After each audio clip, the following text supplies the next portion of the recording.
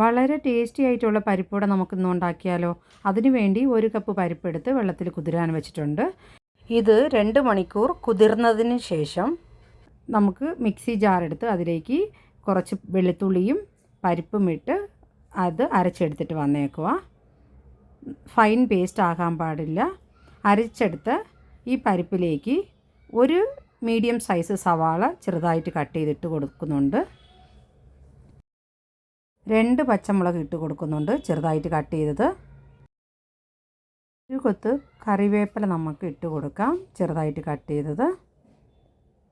ഇതിലേക്ക് ആവശ്യത്തിനുള്ള ഉപ്പിട്ട് കൊടുക്കാം. ടേസ്റ്റ് അനുസരിച്ച് ഇട്ട് കൊടുക്കേണ്ടത്. ഇച്ചിരി മഞ്ഞൾപ്പൊടി ഇട്ട് കൊടുക്കാം. ആൾറെഡി എരിവിന് 2 പച്ചമുളക് ഇട്ട് കൊടുത്തിട്ടുണ്ട്. അതുകൊണ്ട് ഇച്ചിരി കളർ കിട്ടാൻ വേണ്ടി ഒരു പിഞ്ച് മുളക് പൊടി ഇട്ട് കൊടുക്കാം. ഇച്ചിരി ഗരം മസാല ഇട്ട് കൊടുക്കുന്നുണ്ട്, ഒരു പിഞ്ച് ഗരം മസാല. ഇതെല്ലാം ഒന്ന് നന്നായിട്ടൊന്ന് നമുക്ക് മിക്സ് ചെയ്തെടുക്കാം. നല്ലവണ്ണം കുഴച്ച് നമുക്ക് എടുക്കണം. നല്ലവണ്ണം മിക്സ് ചെയ്ത് കുഴച്ചെടുത്തിട്ടുണ്ട്. വട ചുട്ടെടുക്കാൻ വേണ്ടി അടുപ്പത്ത് ഒരു പാന് വെച്ച് കൊടുക്കാം.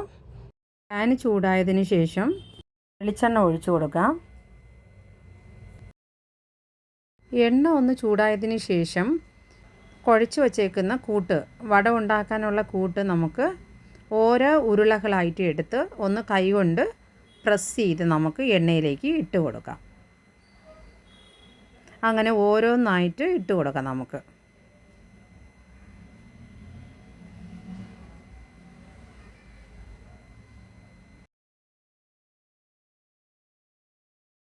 ഫ്രൈ ആയി വരുന്നുണ്ട്. ഒരു സൈഡ് വെന്തതിന് ശേഷം അതൊന്ന് തിരിച്ചിട്ട് കൊടുക്കാം. അങ്ങനെ എല്ലാം തിരിച്ചിട്ട് കൊടുത്ത് നമുക്ക് ഒന്ന് ഫ്രൈ ചെയ്തെടുക്കാം.